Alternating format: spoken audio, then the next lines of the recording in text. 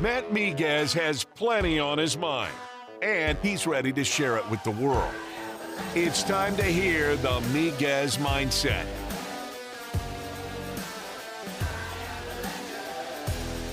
Welcome into the Miguez Mindset, brought to you by Marucci Hitters House of Lafayette here on ESPN 103.7 Lafayette and 104.1 Lake Charles. Matt Miguez here.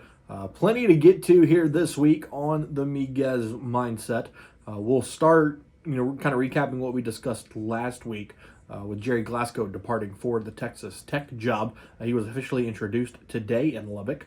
Had a lot of things to say about the Cajuns program. Thankful for Dr. Brian Maggard and Dr. Savoie for giving him an opportunity to be a head coach and putting him in the position to move on to a better program like Texas Tech.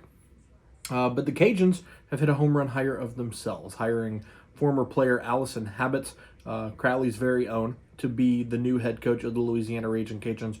She spent 25 years at Alabama as one of the top assistant coaches under Pat Murphy, 12 appearances in Oklahoma City, a national championship. She was a 1,000-point scorer on the basketball court here at Louisiana.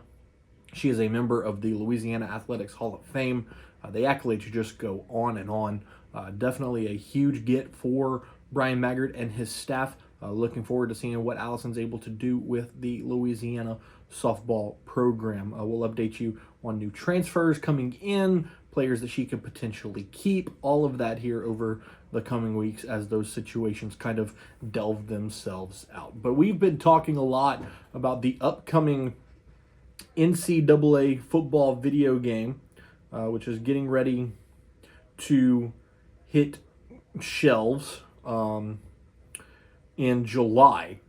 And one of the things that a lot of people like to discuss with these video games is toughest places to play, overall rankings, situations like that, right? And this week, EA has released those data points for potential players.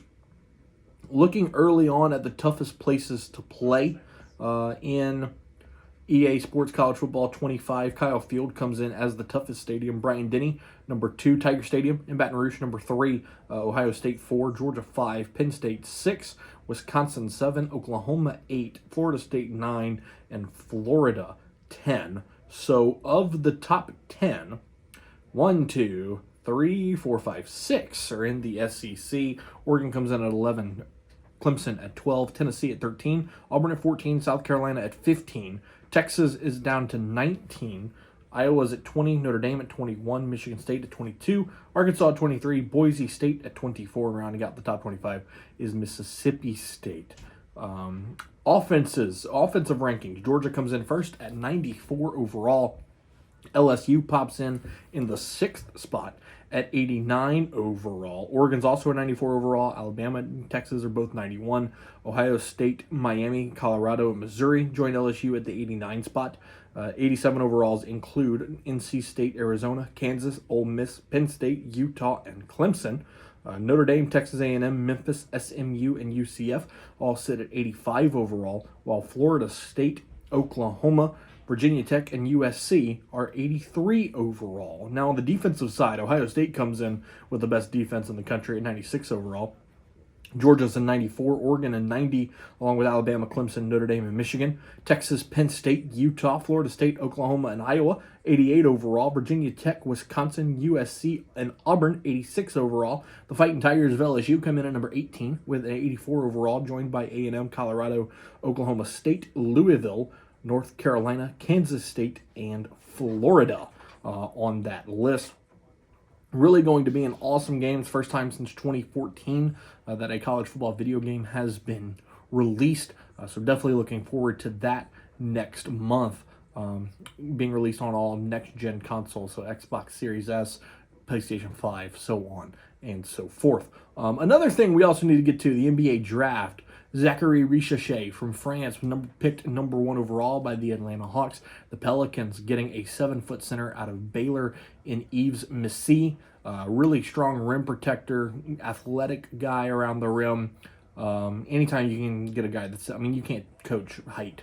7 foot is an incredible tool, I should say, for a new player. It's going to be a project pick. I don't think he's 100% ready to jump right in to the lineup. So really interested to see how the Pelicans address that over the coming days.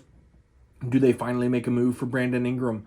Do they move on from him? Are they looking to maybe add another center and not re-sign Jonas Valanciunas? A lot of questions to answer for the Pelicans this offseason. New general manager Bryson Graham has his hands very full with that one. Once again, just wanted to come in and give you a quick little update on things that are happening around our world of sports. The Houston Astros back to 500.